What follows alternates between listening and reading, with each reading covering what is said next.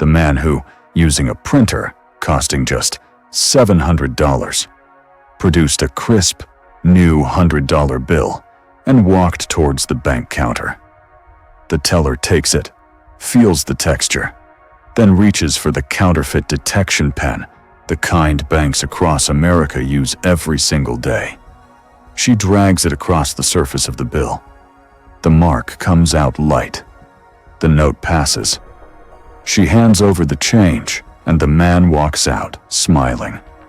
That bill was printed in a basement, on a consumer inkjet printer that cost less than $700. The man's name was Arthur J. Williams, Jr., and what he built starting with almost nothing, in one of Chicago's most overlooked neighborhoods, would eventually send Secret Service agents into a full-scale federal investigation, force the U.S. Treasury to rethink its currency security from the ground up, and land Arthur behind bars twice. Today, he sells paintings at gallery exhibitions. This is that story. Arthur grew up in 1970s Chicago, inside a household that had very little of anything. His father, Arthur Williams Sr., was rarely home, one of those men who drifted in and out, never quite present. His mother did what she could, but raising children on almost nothing in a rough part of the city meant Arthur learned early that the world wasn't going to hand him much. He was 13 when he started stealing. Nothing dramatic at first. Small items, petty stuff, but enough to establish a pattern. The neighborhood normalized it. Almost everyone around him was finding some angle just to get through the week. School felt irrelevant to him. The textbooks couldn't solve what he was actually living through. So he learned what the street taught instead. He was still a low-level offender, not known for anything particularly ambitious, when he crossed paths with a man the underworld called Da Vinci. Not because of any connection to Renaissance art, but because of the precision of his craft. Da Vinci was a counterfeiter, and he was genuinely skilled at it. He saw something in Arthur. Maybe the sharpness, maybe the hunger to absorb anything new. He pulled Arthur aside and made an argument that hit harder than any sales pitch. Street theft puts you in front of cops every day. But if you study the right thing, really study it, you can operate on an entirely different level. What followed was an education in the anatomy of a dollar bill. Da Vinci walked Arthur through everything. The cotton linen paper blend that gave real currency its distinct feel. The specific inks used in printing. The security thread embedded inside the note. The microprinting too small for most people to notice. The watermark only visible when held up to light. The color-shifting ink that changed from green to black as you tilted the bill. Arthur absorbed all of it not as trivia, but as a technical challenge he intended to solve.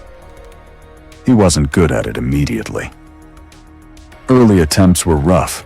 Wrong paper texture, color that didn't quite match, details that looked blurry up close. But he kept going.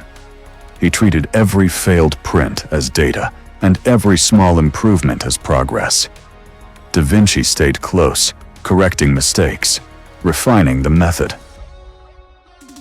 Years passed. Arthur grew into adulthood and eventually met a woman named Natalie Smart, ambitious, and immediately interested in what he could do. When she learned about his counterfeit work, her reaction wasn't fear. It was a question. Why are you still thinking small? They married. Natalie became a consistent voice, pushing Arthur towards something larger and more systematic. She believed in his ability genuinely, and that belief, combined with his own ambition, began pulling him toward a commitment he hadn't fully made yet. Then, in 1996, the U.S. government gave him an involuntary deadline. The Treasury Department rolled out a redesigned $100 bill, the most significant overhaul in decades. It featured a much larger portrait of Benjamin Franklin, a new security thread that glowed under UV light, microprinting embedded in the portrait collar, a color-shifting numeral in the lower right corner, and a watermark embedded in the paper itself, only visible when held up to light. Officials publicly described it as nearly impossible to counterfeit. The technology gap between what criminals could produce and what the government had created was supposed to be unbridgeable. Arthur held one of the new bills in his hands and studied it for a long time. He made a decision that night. He wasn't trying to build a perfect replica. He was smarter than that. His goal was more practical. Produce something good enough that a cashier moving through a busy shift, a bank teller with a line of customers, or a small business owner running a register would not stop and look closer. The threshold wasn't forensic lab analysis. It was the 30-second human attention span at a checkout counter. The first problem was paper. Real currency uses a proprietary cotton linen blend that creates a tactile sensation no standard printing paper can replicate. Arthur searched extensively until he found a paper available on the commercial market that came close enough, not identical, but near enough that a quick feel test wouldn't immediately fail it. The second problem was the counterfeit detection pen. By the late 1990s, these pens had spread to nearly every retail checkout in the country. The chemistry behind them is straightforward. The solution reacts to starch, which is present in regular wood pulp paper, but absent in the cotton linen blend used for real currency. A mark on a real note stays light. A mark on a fake turns dark. Arthur figured out that if he could find paper with minimal starch content, the pen test would pass. He found it.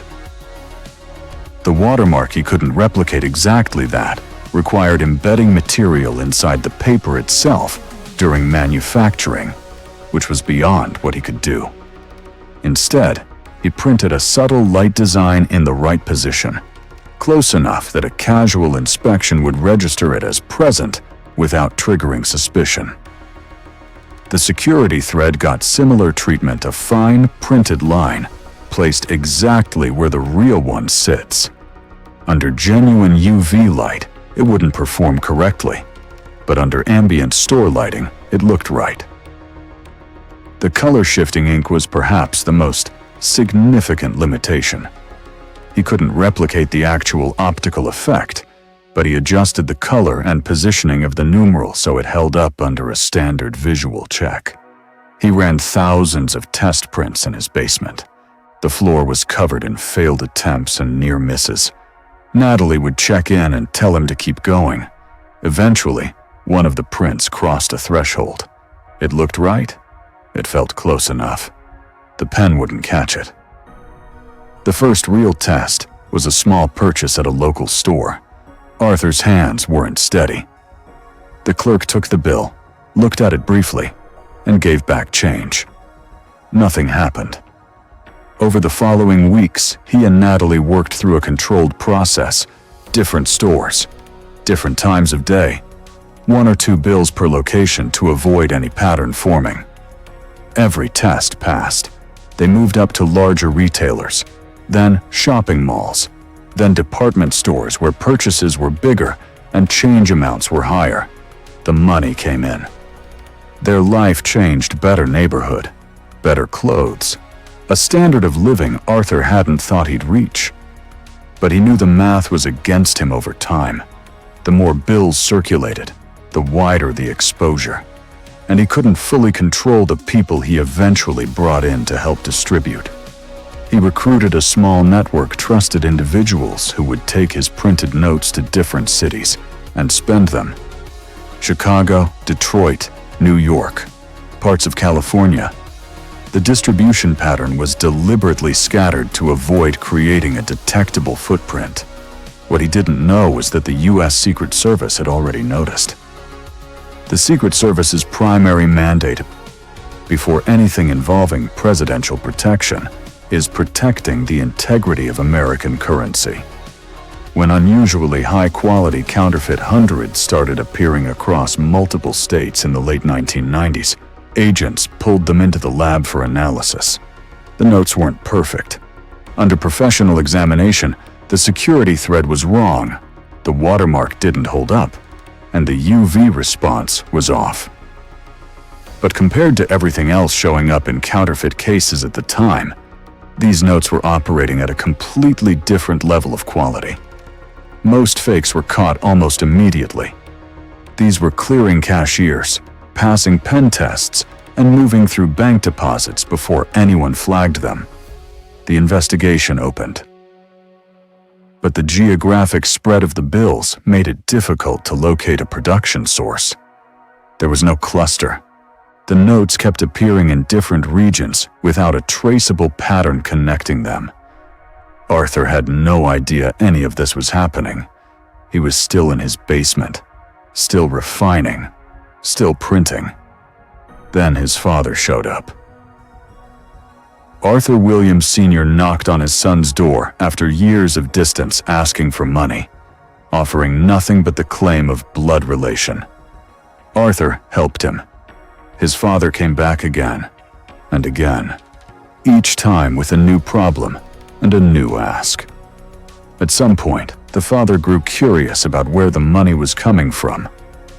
One afternoon, when Arthur and Natalie were out of the house, he went downstairs. He found the printer, the special paper, the ink setup, and the test prints scattered across the table. He made a call to the Secret Service, anonymous tip. The caller described where to look and what they'd find. Within days, federal agents had Arthur under surveillance. They watched the house, documented movement, built a warrant. One morning before he was fully awake, they were through the door. The basement contained everything: the printer, the paper stock, the ink, and thousands of dollars in counterfeit notes in various stages of completion. Arthur looked out through the window as they walked him to the vehicle. His father was standing at the edge of the scene, talking to agents. The man who had never been there when Arthur needed him most had just delivered the most damaging blow of his life. At trial, the evidence was overwhelming, and the outcome was not in doubt. Arthur was convicted on federal counterfeiting charges. The judge described it not as petty crime, but as a sustained attack on the financial system. Arthur went to prison and left behind Natalie and a newborn son. Inside, he started drawing, art classes, pencil work, eventually paint. The same visual precision he had applied to studying currency details, he now applied to composition, line, shadow, and color. He turned out to be genuinely talented at it. Other inmates bought his pieces. He taught others what he was learning. When he was released, he opened a small studio and started selling his work legitimately. Life was harder financially, but it was his. He spent time with his son. He talked honestly about what had gone wrong and why. Then his son, now a teenager, found old equipment that had been left in the house items the Secret Service hadn't seized, or that Arthur had kept without thinking through what keeping them meant. The boy, seduced by the same pull that had drawn his father into this in the first place, started using the machines. Arthur was arrested again. Under California law, possession of counterfeiting equipment as a previously convicted offender carried mandatory additional time. The equipment was legally his. His son's choice had pulled him back in. He served a second sentence. Longer this time. No bitterness toward his son, just the recognition that the consequences of his own past hadn't been fully paid yet. He had left something in the house that never should have been there. He had built a life that modeled something his son then imitated. He came out the second time with nothing left to hide behind, and nowhere left to go except forward. Today, Arthur J. Williams Jr. is a working artist. His paintings appear in exhibitions and galleries. He gives interviews talking openly about his past, not to excuse it, but to make the accounting as clear as possible. He talks to young people, He describes the years lost. The US government, for its part, took specific lessons from what Arthur built. The 2013 redesign of the $100 bill introduced a 3D security ribbon, advanced color-shifting ink technology, and microprinting elements that cannot be reproduced by any commercially available printing equipment. The gap Arthur had found and exploited in 1996 no longer exists. What Arthur J. Williams Jr. ultimately proved is that American currency security is only as strong as the assumptions it's built on, and that a man with enough patience, a cheap inkjet printer, and very little left to lose could stress test those assumptions in ways the Treasury hadn't anticipated. The talent was always real. The direction it went was the only thing that was wrong, and the most expensive education he ever received cost him decades paid not in dollars, but in time.